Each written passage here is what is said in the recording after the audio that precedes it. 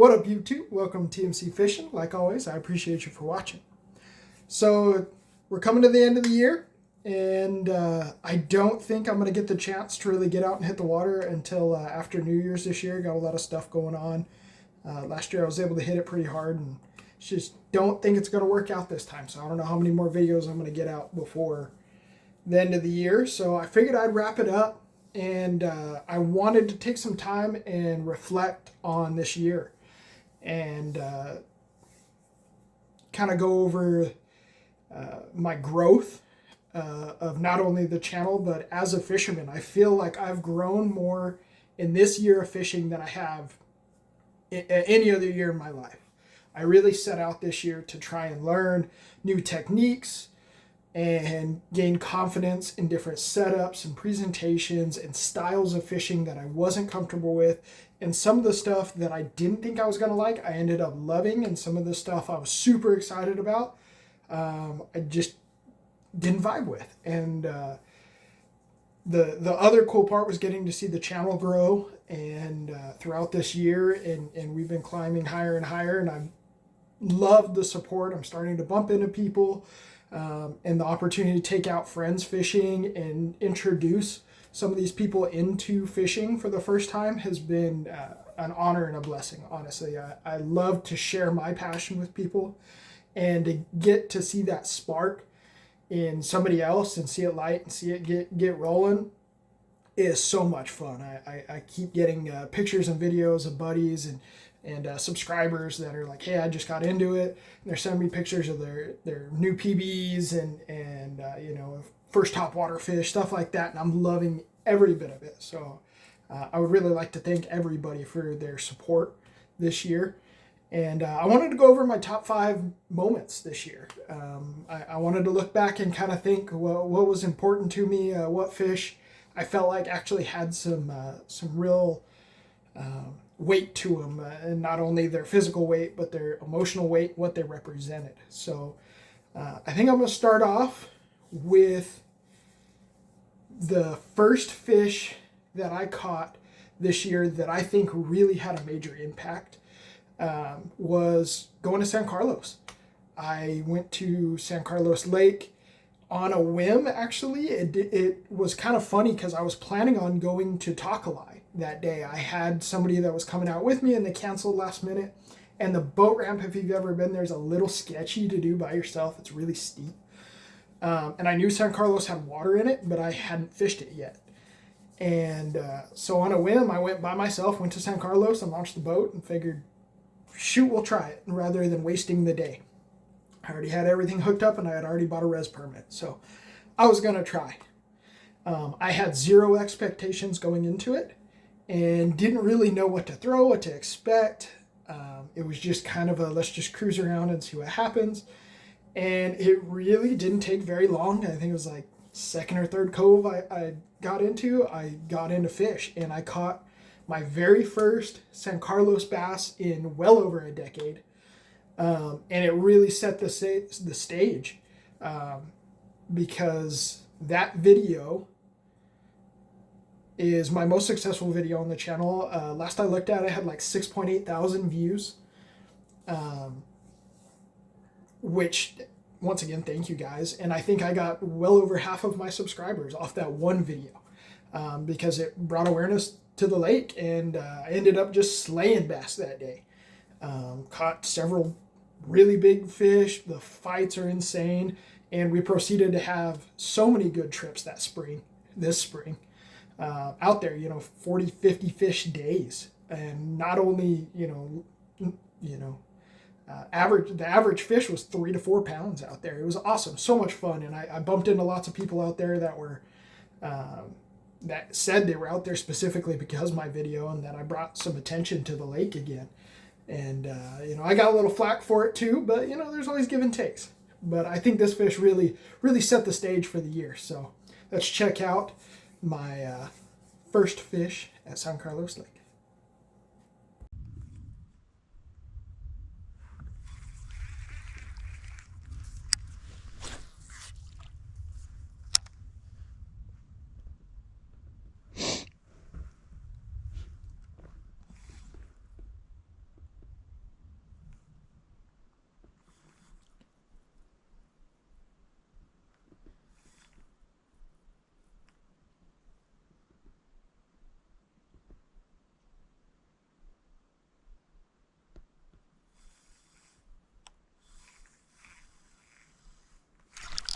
There's a fish.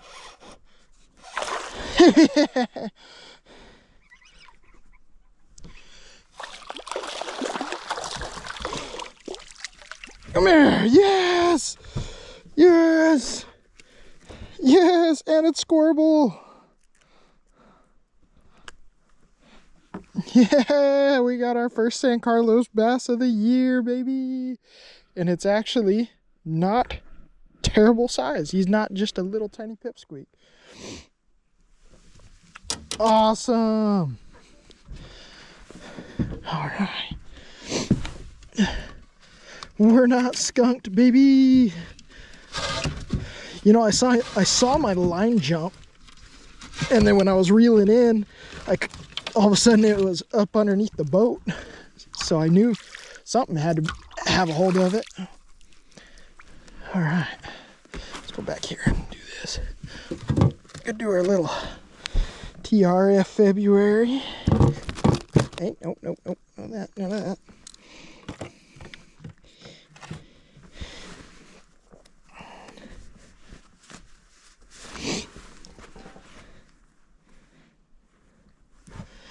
Okay, that's it. Close your mouth and butt up. Okay, we're at 13.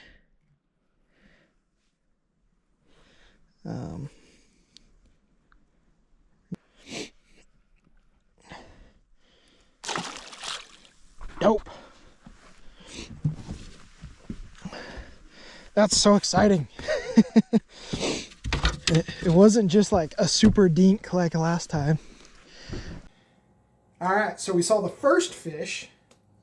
Now I'm going to flip it over to the last fish. And not the last fish of the year, but the last fish that I caught, or at least one of the last fish, last trip I made to the desert pond. It slowly went down and down and down.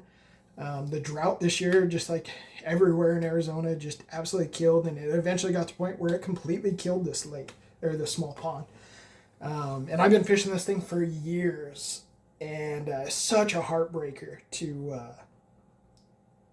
see that lake go dry. It kills me. And I have so many good memories out there, so much fun. It was one of those ponds, no matter what you did, you could always go out there and catch some fish and have a good time. You were never going to catch a giant, but man, you were going to have fun out there, and you could always have a good time. Take the buddies and go out there and just tear them up. So this last trip went out and wanted to check it out and do a little pulse check on it, a little wellness check on it, and it was not looking good. Fish weren't looking good. It was getting overrun by grass, and it was dropping down slowly, and I knew it was probably going to be the last time I was going to get the chance to fish it. So it was kind of a bittersweet moment. We caught some fish, but I knew it was going to be it. And if you follow me on Instagram or Facebook, you probably saw I was actually out there the other day just to check it out because we had gotten some rain, and obviously the fish were all dead. There was no fish alive. I fished it for a little bit just to see, and I could see the bottom all the way out to the middle, and there was no signs of life. So I wanted to turn it into like a glass half full situation.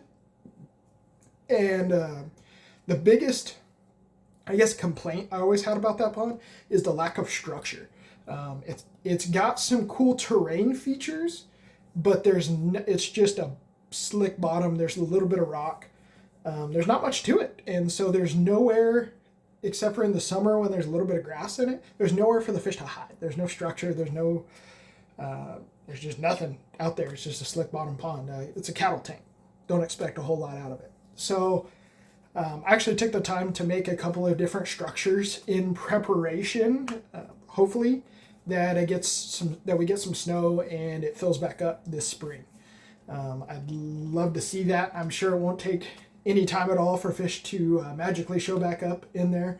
And I think being able to reset that pond will cause something good. I think if it gets set up right, if we could get some shad in there, some crawdads in there, some other forage other than just the bluegill and other bass, I think that pond has some crazy potential. But it just needs to be managed just a little bit. And I think we could it could really get pushed over the edge. And if it comes back, I might be reaching out to the landowner and then to you subscribers and see if anybody wants to come out and help me work on it. We'll see what the future holds. But let's check out our second fish on the top 5, the last fish I caught at the desert pond before she died.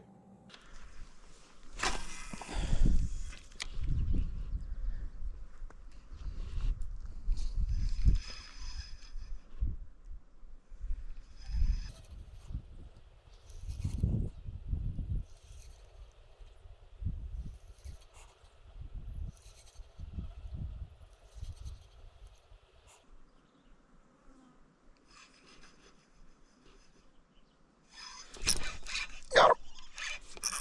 Oh, shoot. Not a bad fish. Not a bad fish at all.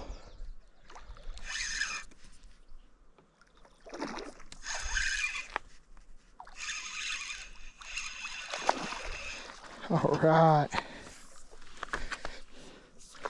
Gonna swing you, buddy. Sorry. All right. Nico for the win. First fish. This may have been the one that I just pushed off the bank here, but he actually took my worm and I don't have another one with me. So I'm gonna have to run back. But first fish of the day, the 1 pounder. A little bit in her stomach, but pretty skinny. I mean, but could just be post-spawn. Could be that there's no food in here. Both are very logical answers for this, but put up a good fight. Thank you, mamas. It's always fun on spinning gear. All right, on to number 3. Okay, when I talked about earlier, when I talked about seeing that spark in somebody, when it comes to the passion of fishing, nobody has exemplified that better than my buddy Omar. I had the privilege of taking him out, I think 2 years ago now, out to our local state park pond, and we had just a knockout slugger of a day, fished all day for like 3 fish. It was brutal, it was hot. But he caught his first bass ever on a bait caster, taught him how to run a bait caster. And I don't even think it was a pound. It was like a 12-incher. And he has one of those like smartwatches on. And that little bass set his heart rate over 200 beats a minute. He was absolutely amped up. He was shaking. You'd have thought he killed a 200-inch buck. He was amped up. And it was so cool to see it. And it was so infectious. Everybody else on the boat was fired up too because it was just so much fun, and I love that. And so to see him grow in the last year has been awesome. And he's come into his own. He's got his own style, his own techniques. He's out there slaying fish all the time, and we always have a ton of fun every time we're in the boat together. And so I kept telling him, because I felt bad because the only boat trip I had ever got him on was, a slugger of a day. And I was like, dude, like, if you're this amped up over catching 1 or 2 fish, I need to get you out while the bite's hot at San Carlos. And we're gonna crush your PB for sure, and we're gonna catch like 50 fish. And I wanted to deliver on that so freaking bad. And it worked out just like I had hoped. I think we broke his PB like 3 times. I know for sure twice, but I think 3 times we beat his PB that day. Just kept tearing up. And it was so much fun, man. We were laughing, we were joking the whole time. I mean, easily the funnest trip I had all year. In terms of just energy, it was awesome. And then his biggest, his PB, was kind of a cool situation. We were working this bank line, the fish were on bed, and I was trying to catch a fish on the topwater rat. I got these little Temu topwater wake bait rats, and I was throwing it out there, and I'd got a couple bites on it, and I just really, really wanted to commit to catching a fish on it. And I had this fish come up and smack it, and I knew he was big just by the roll. I could see the flash, and I knew it was a really big fish. And he was fishing right behind me with the Texas rig, and I'm like, dude, throw in there, right behind me, throw right in there. Because a lot of times if a fish misses your topwater, if you throw a follow-up bait on the bottom, they'll come back thinking that they just killed whatever it was and it just sunk to the bottom. And sure enough, that bass come up and picked up his bait, and he was game on. And it was, I think, a 5-pounder, came up, peel and drag right at the boat, and it was just awesome, man. We probably sounded like a bunch of idiots. I'm sure they heard us all the way across the lake, hooting and hollering. But man, it was so much fun. So I hope you guys enjoy this as much as we did. So here's fish number 3.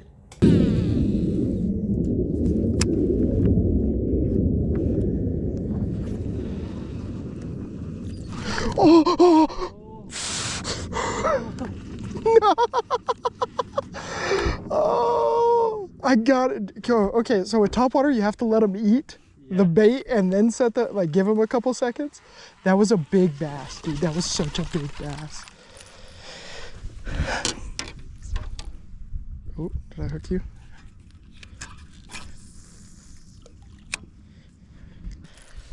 That's the hardest thing in the world, dude, to, like, because your brain's like, set the hook.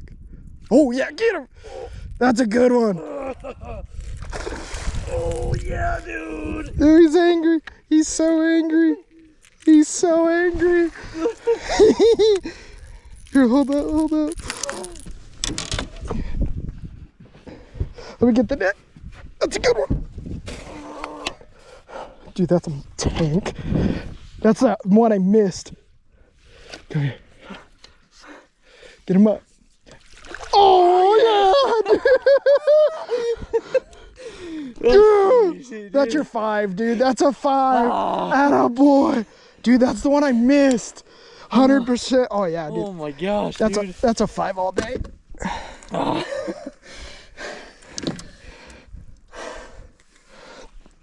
I don't know, my pliers are way up there. Oh, what do you need? Pliers. Right. Oh.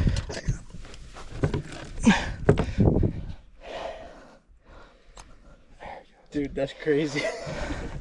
It's a tank. I don't know. I don't know if he'll go 5. He might though. That's a 4.5, 4 3/4. Ah, dude, that's insane. That's got to be the one that missed me too, like. Yeah, dude. Because I saw it was a big fish when he blew up. Let's see. I knew he'd be looking for something on the bottom. That's why I threw the wacky in there. I'm gonna say 412.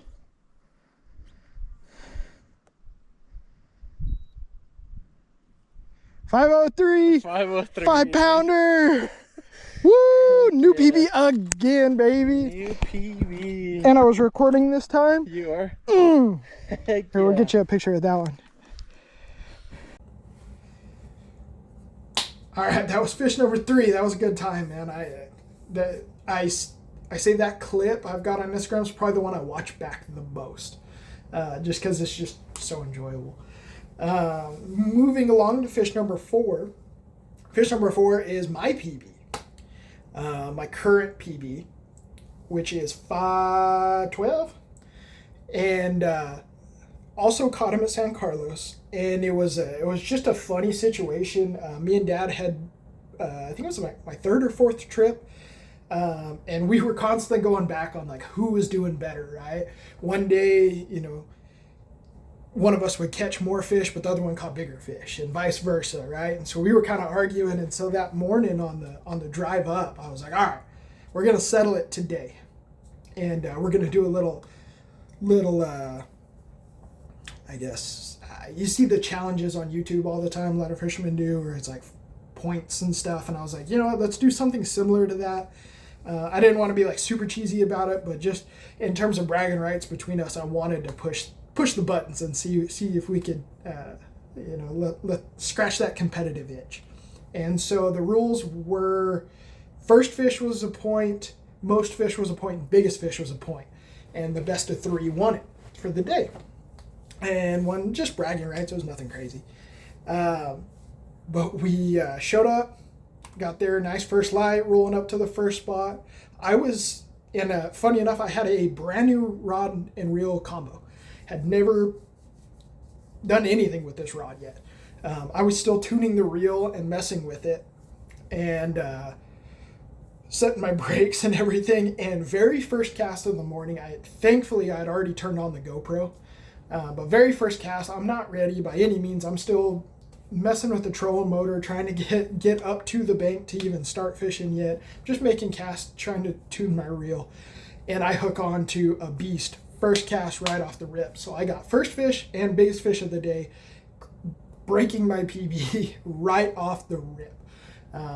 So that kind of solidified my morning and my triumph of the day. But we still continue. I think we caught like 50 fish that day. It was still just a knockout day. So much fun. But yeah, that's fish number 4. Let's go check it out.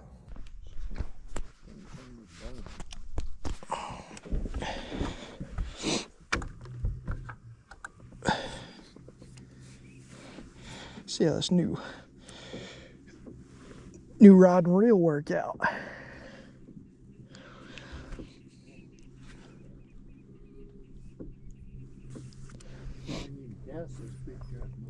And so did you tune it before?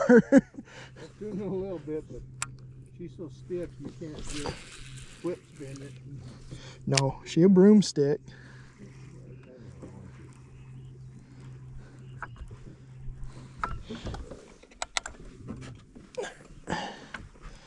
Get steady here.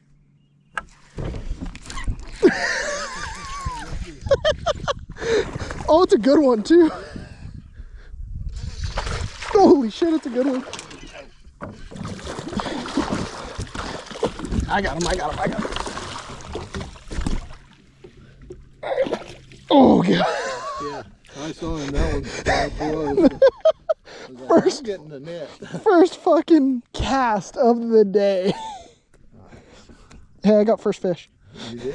It might have biggest fish. You can't make that up. God, look at the dimensions. Yeah. That's ridiculous.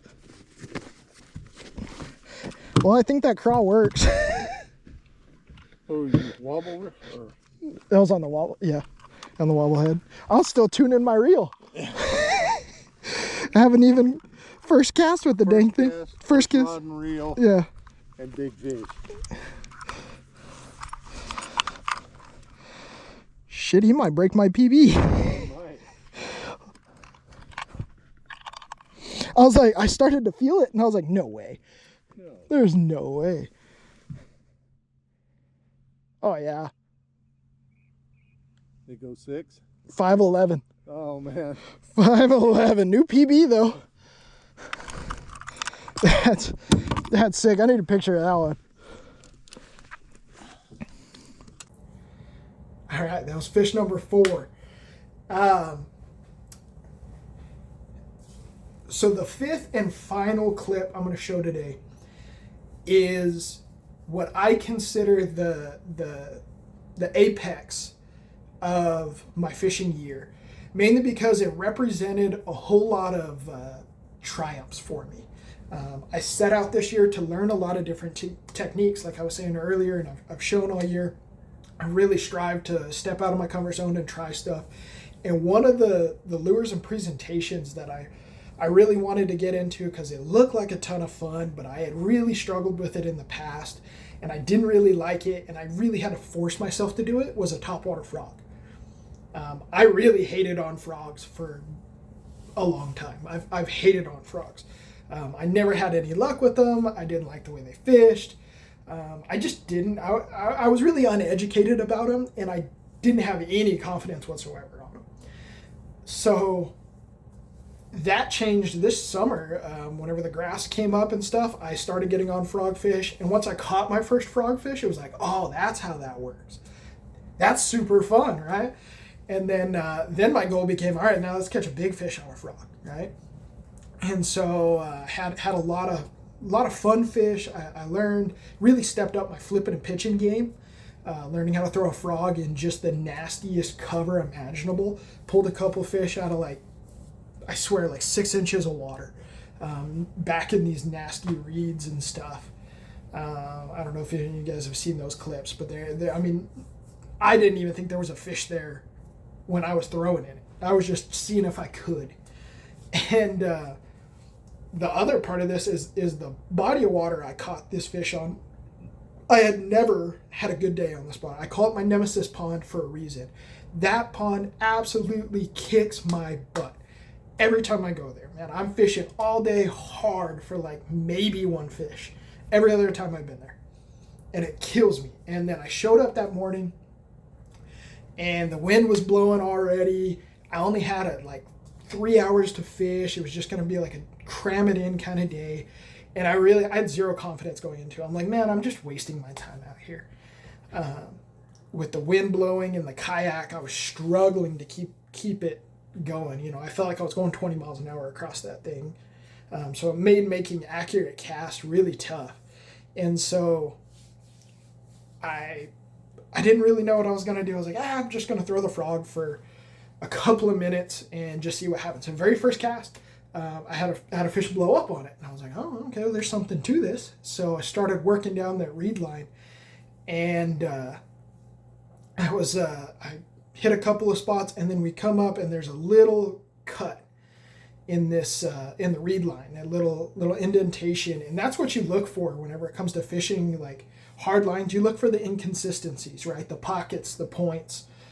Something that's just different. That's where those fish are going to stage. And so in my head, I was like, man, if there's going to be a fish, it's going to be right there. And I actually called my shot, which helps me know that I'm thinking correctly, that I'm learning, right? Whenever you can call your shot fishing, there's nothing more satisfying than that to me. And building my confidence and being like, I know there's a fish there. I know I'm throwing the right bait. It's going to happen, right? And I was able to do it a couple times on video this year where I called my shot on the cast and hooked a fish. And this was the same thing. Called my shot. I'm like, man, there's a fish right there. Threw it in there. And kaboom, that fish comes out. And he missed it the first time.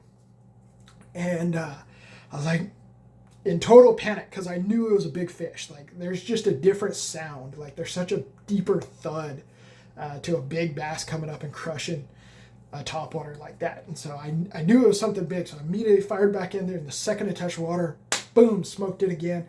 I set the hook and I have never been drugged in a kayak that bad before, ever. That fish drugged me right back into the reeds with her. Absolute slugfest trying to get her up and wrenched out of those reeds and grabbed a hook. And the whole time I am shaking and screaming and it was just utter chaos. But to pull out a fish that not only solidified the fact that I was able to learn a new technique, it tied my personal best at 512. So I have two fish at the exact same weights. And it was just an awesome all-around experience. I actually put out the video. For some reason, that video didn't get hardly any views. If you haven't checked it out, please do. It was kind of a heartbreaker. I was so pumped up for that video, and it got like 75 views or something like that. It's a banger. We caught like 3, 4, 5 fish on topwater frog that day. It was my best day of frogging ever. And since then, I still haven't caught anything else at that pond. It still kicks my butt every time. It was just a super one of those days. But without further ado, let's check out my favorite fish of the year. Number 5.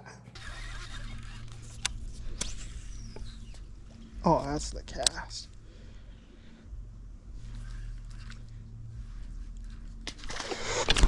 Oh no, he was there. He was there. Does he have it? He's got it. Come here.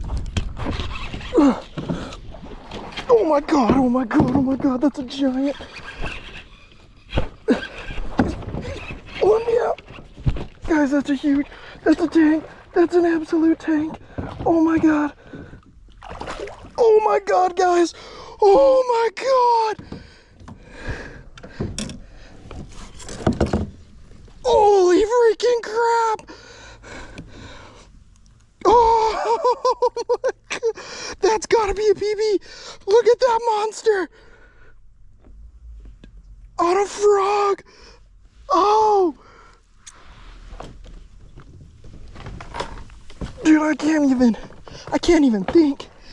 That's insane. He dragged me through that brush so bad.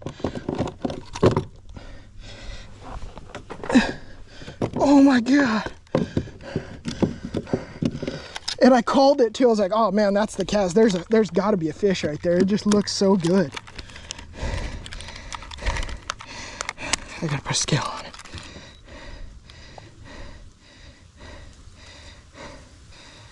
Oh my God, I can't catch my breath. Oh, he's short. Oh, I'm on the wrong. 582. I gotta turn the pounds and ounces. That's what I want.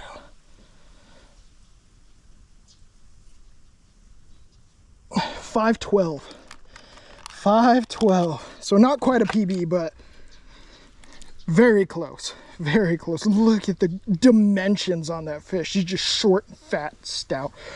Oh my God. I gotta get a picture of that one. I'm gonna try and be really fast so I don't keep him out of the water too long. But, oh my goodness, guys.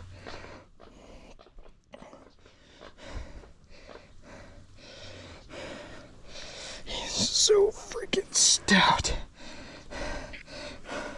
Put him on my knee there.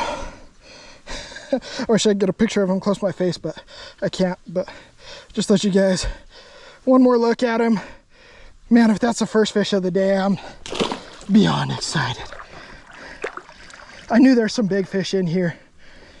I've just never been able to get on them. I've seen some cruise in and stuff like that, but never had an opportunity at one like that. And he was so aggressive. He hit me 3 times on the frog. And this is the frog right here. This is the 6th Sense Hush frog. Oh my goodness. Never had a fish drag me like that in a kayak. I'm so happy I hooked him on that setup and not any of the others. Like any other rod I have right now, that would have been a mess. I don't think I would have got him with the wacky out of that brush. Oh my goodness.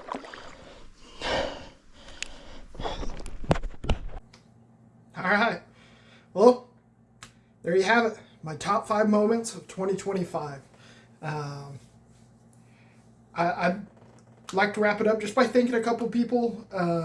You know, first of all, I'd like to appreciate my family for supporting me in doing this. Whenever I told my wife I was going to start doing YouTube and fishing and stuff, she kind of, honestly, she didn't even bat an eye. She was incredibly supportive from the get-go. Which was awesome, you know, and I love her for that. And my kids put up with me sneaking out and going fishing whenever I can. Here pretty soon I'm going to be trying to take some of them fishing. And so I'm really looking forward to that. My dad, always awesome. He's the one who taught me how to fish. He's the one who, you know, got that passion for the outdoors in me, whether it's hunting, fishing, anything. He's really my idol when it comes to that. So I really appreciate him coming out and going fishing with me and letting me teach him new stuff, which is cool. It's kind of coming full circle in life, of getting to teach the person that taught you how to do something is a really awesome experience. And it's very humbling to look back at it. It's awesome. And I'd like to thank you know, all my friends that have come out fishing with me over the year and showing all kinds of support. I have tons of support in my social life and in my work life. A bunch of my subscribers are actually guys I work with, and they're all super supportive. You know, I haven't got any kind of negative feedback from anybody. It's been nothing but positive, which is awesome, and I really appreciate you guys for that. My buddy Fertig, I really appreciate him. He's just a treasure trove of bass knowledge. He's been doing it for 30 plus years, tournament fishing, So anytime I have questions, I can always go to him, and he's always more than willing to help me out. He's an awesome resource for anything like that. And I want to thank all of you guys, the subscribers. I started this as a passion project. I was going fishing anyways, so I just really wanted to document it all for my own personal reasons. I don't know how many more times I'm going to get to go fishing with my dad, right? So I wanted to have some of those memories on file to go back. I wanted to document my growth as a fisherman, because I wanted to be able to go back and watch myself and watch what I do and see what worked, what didn't work, stuff like that. I just really wanted to have points of reference for that. And I thought it would be fun to do that. And it was a way to kind of scratch the creative itch I was kind of missing in my life. I felt like fishing is fun, but I wasn't doing anything with it. And I enjoy teaching and I enjoy instructing. In any profession I've had in my social life, whether it's hunting, fishing, anything like that, I've always been that guy. I really enjoy taking people out and showing them something and instructing and teaching. It's just something I enjoy. So I really appreciate it. I didn't expect much to come out of it, and I did. I ended up gaining all the followers I have right now. I've received overwhelmingly support from a lot of the communities in the area too. Like the reservation has blown me away how much support I've got off the reservation, of guys reaching out and being like, hey man, I love that you're showing off San Carlos. I love that you're showing this off. And I've had nothing but good experiences out there. I haven't had any negative experiences, somebody messing with my boat, or you hear all these horror stories, and I haven't had any of it. I've met nothing but nice people out there. And if you guys ever see me out there, if you guys see me anywhere, don't be afraid to say hi. I may have RBF sometimes that comes with work, or I'm tired because I work graves and I'm just not paying attention. Come up, say hi. I'm always willing to talk to anybody about anything, And lastly, I want to give a shout out to Snatch and Lips for taking the time to invest in me. And he hit me up kind of out of the blue, and I wasn't looking for any type of sponsorship or support from anybody else. Like I said, this was just a passion project, and he was willing to reach out and send some baits my way and give me the opportunity to test out some cool stuff, and I've been loving every bit of it. So I really like to thank him. But that's it, guys. I really hope that this continues on. We're pushing our goal. My goal is to hit 500 subscribers here as soon as possible. That really opens up the door for the channel and allows me to start doing more stuff with it. So if you guys can, like, subscribe, share me to your friends. Like I said, I don't think I'm going to get any more videos out by the end of the year, depending. We'll see how that plays out. I'll keep you guys posted. But if nothing else, guys, keep going out there, keep ripping some lips, and I will see you in the next one.